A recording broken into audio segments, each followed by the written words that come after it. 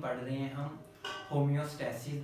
Homeostasis के अंदर हम तीन चीज़ों की बात करते हैं। होम्योस्टैसिस में ऑस्मोरेगुलेशन की बात करेंगे, एक्सक्रीशन की बात करेंगे और थर्मोरेगुलेशन। इस पूरे चैप्टर के अंदर हम तीन मेन हेडिंग्स को स्टडी करेंगे। कौन कौन सी तीन मेन हेडिंग्स है? ऑस्मोरेगुलेशन, जिसको हम कंप्लीट कर चुके हैं, एक्सक्रीशन जो आज हम स्टार्ट कर रहे हैं, और इसके बाद हम लास्ट पे पढ़ेंगे थर्मोरेगुलेशन। तो ये तीन बेसिक मैकेनिज्म्स देखेंगे, किस तरह से वाटर और मिनरल्स की होम्योस्टेसिस होती है, किस तरह से बॉडी से वेस्ट मटेरियल्स को रिमूव किया जाता है और किस तरह से बॉडी के अंदर टेम्परेचर को रेगुलेट किया जाता है। तो ये तीन डिफरेंट मैकेनिज्म्स को हम एक्सप्लेन करेंगे। आज हम पढ़ रहे हैं एक्सक्रीशन।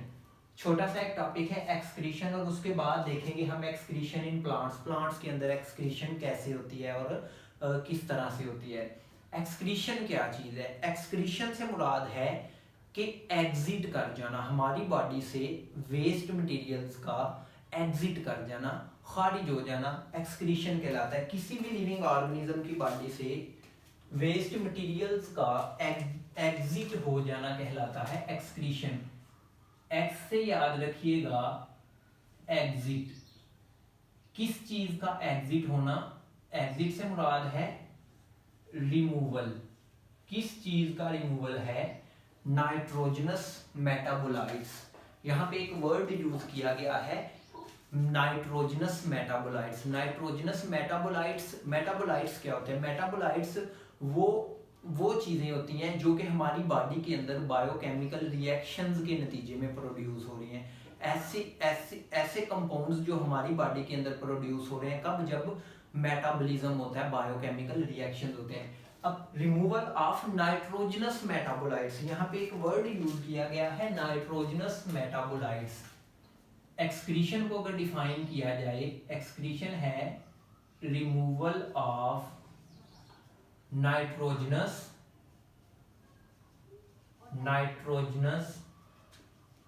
मेटाबोलाइट्स। नाइट्रोजनस मेटाबोलाइट्स से मुराद है ऐसे मेटाबोलाइट्स हैं जिनके अंदर नाइट्रोजन मौजूद हो, नाइट्रोजनस मेटाबोलाइट्स हैं। नाइट्रोजनस मेटाबोलाइट्स को बॉडी से रिमूव करना कहलाता है एक्सक्रीशन।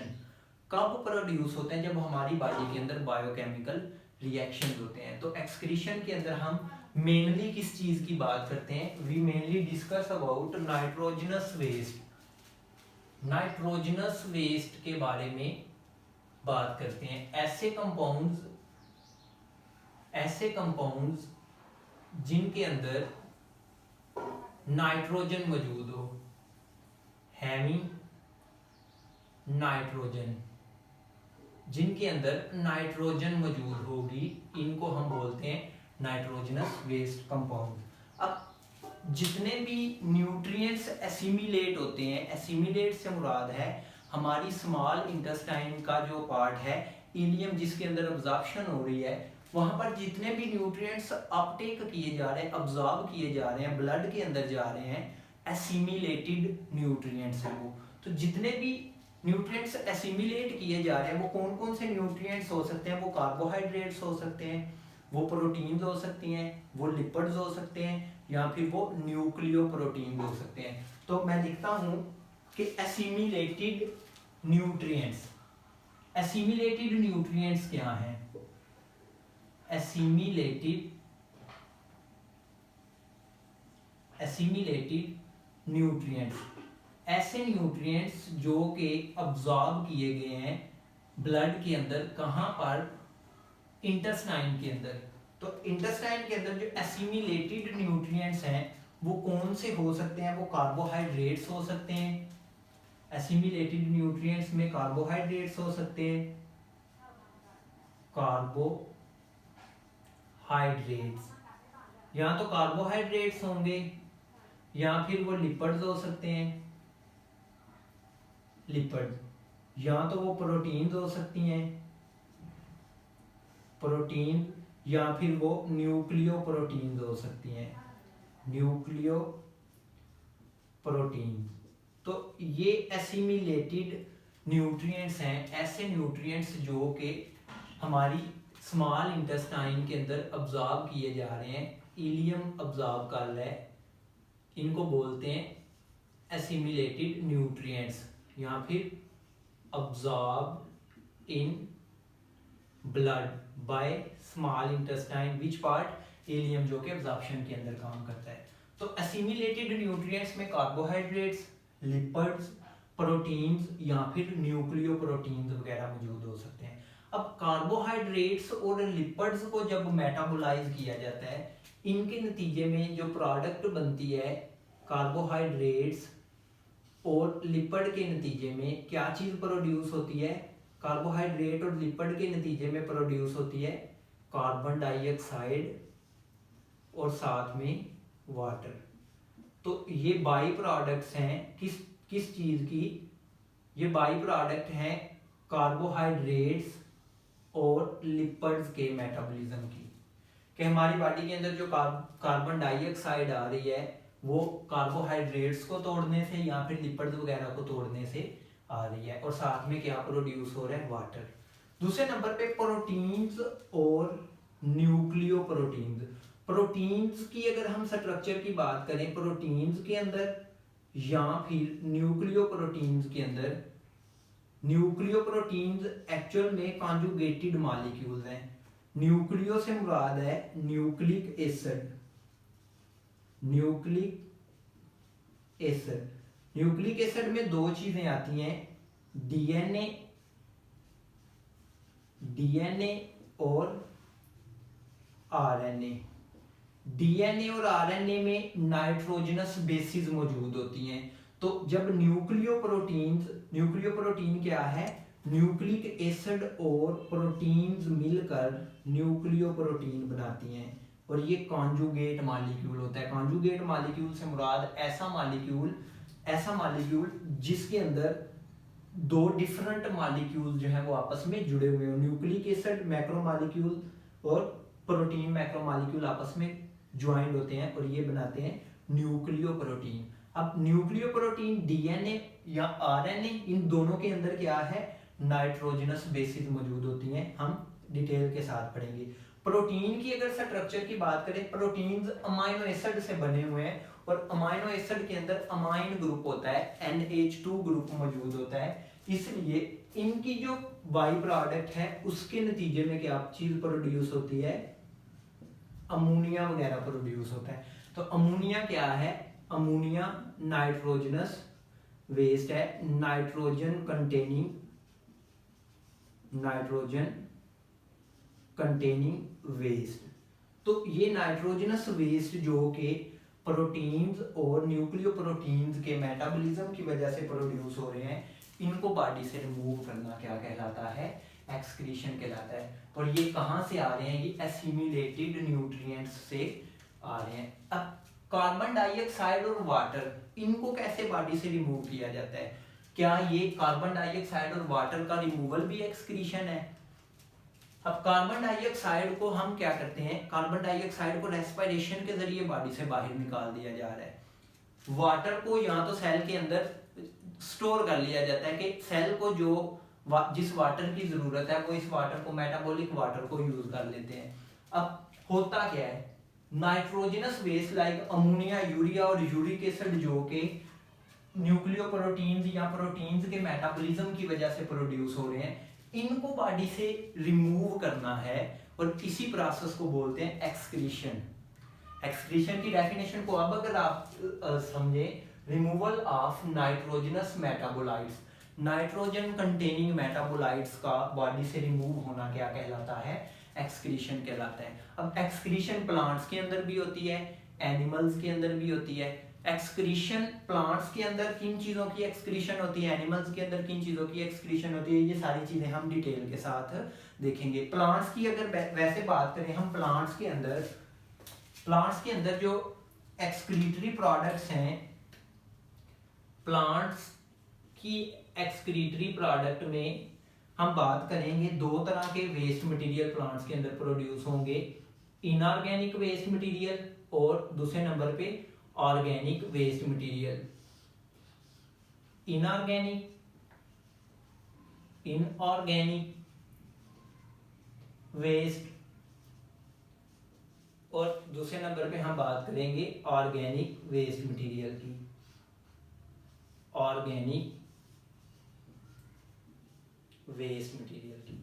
तो इनऑर्गेनिक और ऑर्गेनिक वेस्ट को प्लांट किस तरह से रिमूव करते हैं, इसके लिए हम स्ट्रेटजीज देखेंगे एक्सक्रीशन इन प्लांट्स के अंदर। तो प्लांट्स के अंदर इनऑर्गेनिक कंपाउंड भी एक्सक्रीटरी प्रोडक्ट्स हो सकते हैं और ऑर्गेनिक कंपाउंड्स भी एक्सक्रीटरी प्रोडक्ट्स हो सकते हैं। और प्लांट्स क्या करते हैं, प्लांट्स इन वेस्ट मटेरियल को एक्सक्रीट करते हैं। अब यहां पे दो वर्ड्स यूज किए गए हैं आपकी बुक के अंदर, एक्सक्रीशन और सिक्रीशन।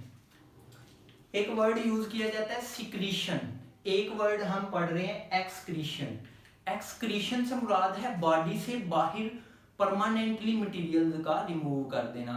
सिक्रीशन से मुराद है कि कुछ जरूरी कंपाउंड को बॉडी के अंदर ही एक जगह से दूसरी जगह पे ट्रांसफर कर देना, ये सिक्रीशन है। तो एक्सक्रीशन का मकसद क्या है, एक्सक्रीशन का मकसद है कि वेस्ट मटेरियल से छुटकारा हासिल कर लिया जाए। सिक्रीशन का मतलब ये नहीं है कि वेस्ट मटेरियल से छुटकारा हासिल कर लिया जाए। सिक्रीशन का बेसिक पर्पस जो है वो कुछ और हो सकता है, कुछ इंपॉर्टेंट मॉलिक्यूल्स को बॉडी के अंदर क्या किया जा सकता है, ट्रांसपोर्ट किया जा सकता है। तो हम प्लांट्स और एनिमल्स में सिक्रीशन की बात करेंगे। एनिमल्स में सिक्रीशन की बात करें तो एनिमल्स में डिफरेंट टाइप की सिक्रीशन होती हैं, प्लांट्स में भी डिफरेंट टाइप्स की सिक्रीशन होती हैं। और लाइक वाटर का बॉडी से रिमूव होना, ये सिक्रीशन के जुमरे में आ जाता है। तो सिक्रीशन और एक्सक्रीशन में डिफरेंस है, सिक्रीशन और एक्सक्रीशन में डिफरेंस मैंने आपको बता दिया है। एनिमल्स में और प्लांट्स में वेस्ट मटेरियल्स को रिमूव करना, बॉडी से बाहर परमानेंटली रिमूव करना कहलाता है एक्सक्रीशन। तो एक्सक्रीशन के लिए मैं वर्ड लिखता हूं एक, एक्सक्रीशन क्या है, एक्सक्रीशन के अंदर वेस्ट मटेरियल को, waste material are remove, waste material को रिमूव किया जाता है परमानेंटली, बॉडी से मुस्तकली रिमूव किया जाता है ताकि इनके टॉक्सिक इफेक्ट से बचा जा सके। कि अगर वेस्ट मटेरियल बॉडी के अंदर स्टोर होते हैं तो वो लिविंग ऑर्गेनिज्म के टिश्यूज को क्या करेंगे, नुकसान पहुंचाएंगे। तो ये था सिंपली एक्सक्रीशन क्या चीज है। एक्सक्रीशन और सिक्रीशन में मैंने आपको थोड़ा सा डिफरेंस बता दिया। सिक्रीशन क्या है, सिक्रीशन किसी भी कंपाउंड का बॉडी के अंदर ही या बॉडी के अंदर से बाहर रिलीज हो जाना, किस पर्पज के लिए, उसकी ट्रांसपोर्ट, मटेरियल्स की ट्रांसपोर्ट के लिए। लेकिन एक्सक्रीशन का मेन बेसिक पर्पज क्या है कि वेस्ट मटेरियल को परमानेंटली बॉडी से रिमूव कर दिया जाए ताकि बॉडी को वो नुकसान ना पहुंचा सके। नेक्स्ट हमारा टॉपिक है बहुत important, paper point of view से ये पेपर के अंदर लॉन्ग क्वेश्चन के तौर पे आता होता है, एक्सक्रीशन इन प्लांट्स। प्लांट्स के अंदर एक्सक्रीशन कैसे होती है और एक्सक्रीशन क्यों जरूरी है। एक्सक्रीशन की अगर बात करें, एक्सक्रीशन इन प्लांट्स, प्लांट्स में हम एक्सक्रीशन की बात करेंगे। प्लांट्स के अंदर एक्सक्रीशन किस तरह से होगी और प्लांट्स के अंदर एक्सक्रीशन क्यों जरूरी है। पहले नंबर पे हमें ये पता होना चाहिए एक्सक्रीशन क्यों जरूरी है। एक्सक्रीशन इसलिए जरूरी है कि अगर नाइट्रोजनस वेस्ट बॉडी के अंदर स्टोर होते हैं तो वो टॉक्सिक इफेक्ट्स रखेंगे टिश्यूज के ऊपर। तो एक्सक्रीशन क्या है, excretion is one of the most important sign of life, कि ये बहुत इम्पोर्टेंट अलामत है जिंदगी की, के जिसके अंदर ऑर्गेनिज्म क्या करते हैं, एक्सक्रीट करते हैं। तो why excretion is important, excretion is one of the most important phenomena of life, it is one of the most essential phenomena of life। ये असेंशियल है, हर लिविंग ऑर्गेनिज्म को एक्सक्रीट करना होता है। It is one of the most important और essential phenomena of life, कि ये life का सबसे इंपॉर्टेंट फिनोमिना है जिसके अंदर वेस्ट को क्या किया जाता है, रिमूव किया जाता है। Each organism must undergo excretion, हर ऑर्गेनिज्म को एक्सक्रीशन करना जरूरी होता है। Each organism must undergo excretion। हर लिविंग ऑर्गेनिज्म को एक्सक्रीट करना होता है। अगर वो एक्सक्रीशन नहीं करेगा तो उसकी बॉडी के अंदर नाइट्रोजन कंटेनिंग वेस्ट स्टोर होते जाएंगे, और नाइट्रोजन कंटेनिंग वेस्ट जब स्टोर होंगे तो उस ऑर्गेनिज्म के सेल्स को डैमेज होगा, नुकसान पहुंचेगा, टिश्यूज को नुकसान होगा। कैसे? नाइट्रोजनस वेस्ट पीएच को चेंज कर देते हैं। तो इसलिए हर ऑर्गेनिज्म को क्या करना पड़ेगा? एक्सक्रीट करना पड़ेगा। हम अभी बात करें excretion in plants. Excretion in plants के अंदर एक्सक्रीटरी प्रोडक्ट्स की बात करते हैं कि कौन कौन सी चीजें ऐसी हैं जो कि प्लांट्स के लिए जरूरी हैं कि उनको बॉडी से बाहर रिमूव किया जाए। तो इनको हम बोलते हैं एक्सक्रीटरी प्रोडक्ट्स ऑफ प्लांट्स के। प्लांट्स की एक्सक्रीटरी प्रोडक्ट कौन सी हैं? लेट्स सपोज आपके सामने मैं एक प्लांट ड्रा करता हूं। इस प्लांट के अंदर हम देखेंगे कौन कौन से वेस्ट मटेरियल्स जो हैं प्रोड्यूस हो रहे हैं। लाइक लेट्स सपोज एक प्लांट दिखाया गया है। इस प्लांट के अंदर हम देखेंगे कि कौन कौन से ऐसे प्रोसेस हैं जो कि एक्सक्रीटरी प्रोडक्ट्स प्रोड्यूस कर रहे हैं। लाइक ये एक प्लांट दिखाया गया है। इस प्लांट के अंदर जो एक्सक्रीटरी प्रोडक्ट्स हैं वो कौन कौन सी हैं? प्लांट के अंदर दो बहुत इंपॉर्टेंट प्रोसेस चल रहे हैं, फोटोसिंथेसिस और रेस्पिरेशन। फोटोसिंथेसिस और रेस्पिरेशन के नतीजे में क्या होता है? प्लांट्स के अंदर कुछ वेस्ट मटेरियल प्रोड्यूस होते हैं, टॉक्सिक केमिकल्स प्रोड्यूस होते हैं, उनको बॉडी से कैसे बाहर रिमूव किया जाएगा। अब दो प्रोसेस एक्सक्रीटरी प्रोडक्ट्स में मैं दो चीजें बयान करूंगा। पहले नंबर पे मैं बयान करता हूं फोटोसिंथेसिस। प्लांट्स के अंदर फोटोसिंथेसिस। फोटोसिंथेसिस के अगर हम बायोकेमिकल रिएक्शंस की बात करें, जब प्लांट के लीव्स के ऊपर सनलाइट पड़ रही है तो सनलाइट की वजह से क्या होता है? प्लांट्स के लीव्स फोटोसिंथेसिस करते हैं। फोटोसिंथेसिस के अंदर क्या होता है? फोटोसिंथेसिस के अंदर कार्बन डाइऑक्साइड को यूज किया जाता है, वाटर को यूज किया जाता है, लाइट की मदद से प्लांट्स क्या करते हैं? प्लांट्स ग्लूकोज सिंथेसाइज करते हैं। ग्लूकोज की सिंथेसिस होती है और साथ में ऑक्सीजन को रिलीज करते हैं। अब अगर हम इस इक्वेशन को बैलेंस करें तो कार्बन 6 है, इधर 6 आ जाएगा। कार्बन 6 है। ऑक्सीजन की बात करें तो ऑक्सीजन 12, ऑक्सीजन इधर 6 और 2 8। अगर हम इधर 6 लगाते हैं तो 12 और 6 18। ऑक्सीजन इसके लिए भी इधर हमें 6 पुट करना पड़ेगा कि ऑक्सीजन 12 और 12, 6 और 12 18। तो ये बैलेंस्ड इक्वेशन है फोटोसिंथेसिस की। अब इस प्रोसेस के अंदर फोटोसिंथेसिस के अंदर देखें जो एक्सक्रीटरी प्रोडक्ट, जो बाई प्रोडक्ट है, एक्सक्रीटरी प्रोडक्ट नहीं मैं कहता हूं बाई प्रोडक्ट है, वो क्या चीज है? ग्लूकोज तो फूड के तौर पे यूज होगा। ये तो गेन है जो कि प्लांट्स ने फोटोसिंथेसिस के नतीजे में लिया। अब प्लांट्स के लिए ऑक्सीजन क्या है? ये बाई प्रोडक्ट है। ऑक्सीजन, इस ऑक्सीजन को प्लांट ने क्या करना है? रिमूव करना है। तो फोटोसिंथेसिस की बाई प्रोडक्ट क्या चीज है? ऑक्सीजन है। फोटोसिंथेसिस की बाई प्रोडक्ट ऑक्सीजन है।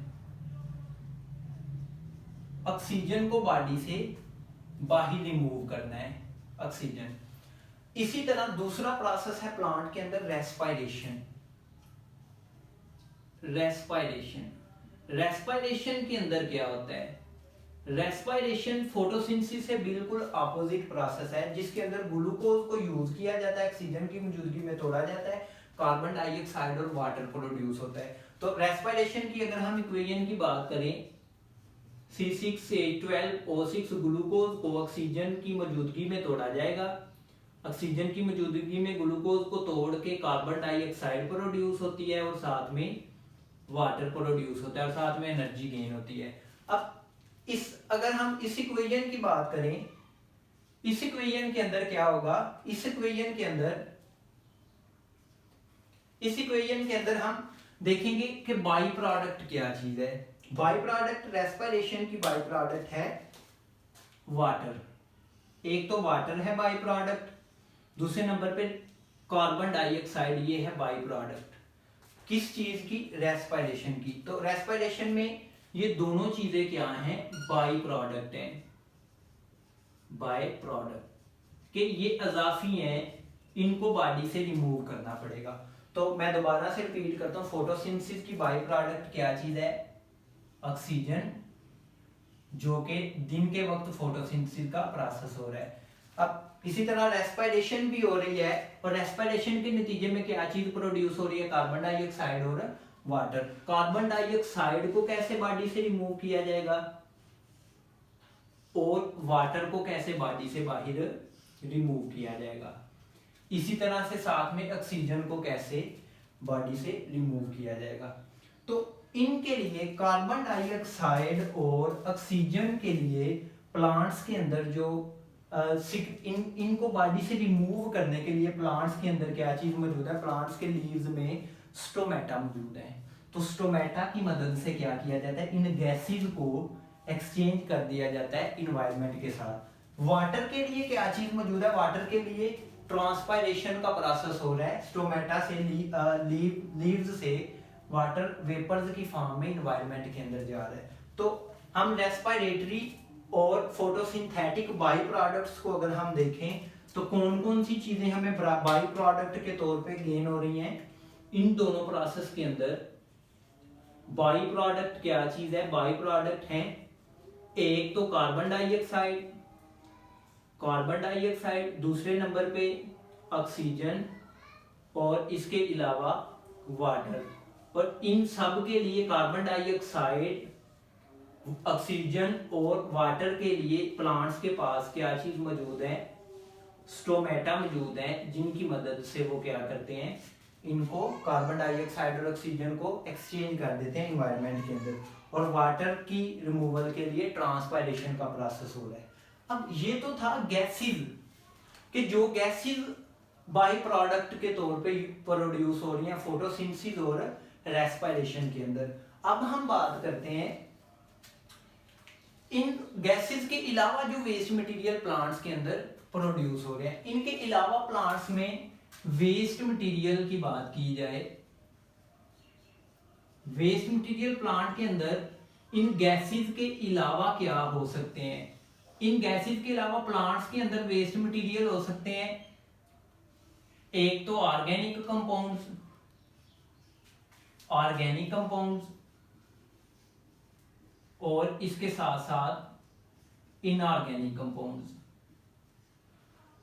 ऑर्गेनिक कंपाउंड्स प्रोड्यूस होते हैं और इनऑर्गेनिक कंपाउंड्स प्रोड्यूस होते हैं। अब ऑर्गेनिक और इनऑर्गेनिक कंपाउंड्स को कैसे बॉडी से बाहर रिमूव किया जाता है, कहां पर ये ऑर्गेनिक और इनऑर्गेनिक कंपाउंड्स प्रोड्यूस हो रहे हैं।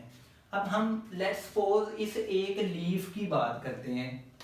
इस लीफ के अंदर देखें ऑक्सीजन इन्वायरमेंट के साथ एक्सचेंज हो रही थी, ऑक्सीजन मूव कर रही है जो कि फोटोसिंथेसिस की प्रोडक्ट थी, बाई प्रोडक्ट थी, वो इन्वायरमेंट के अंदर जाती है। कार्बन डाइऑक्साइड जो कि रेस्पिरेशन की बाई प्रोडक्ट है, ये भी मूव कर देगी एटमॉस्फेयर के अंदर। इसके अलावा वाटर वेपर्स की फॉर्म में क्या करेगा, ट्रांसपायरेशन की मदद से लीव्स से क्या करेंगे, एटमॉस्फेयर के अंदर चला जाएगा। तो ये था गैसेस का एक्सचेंज।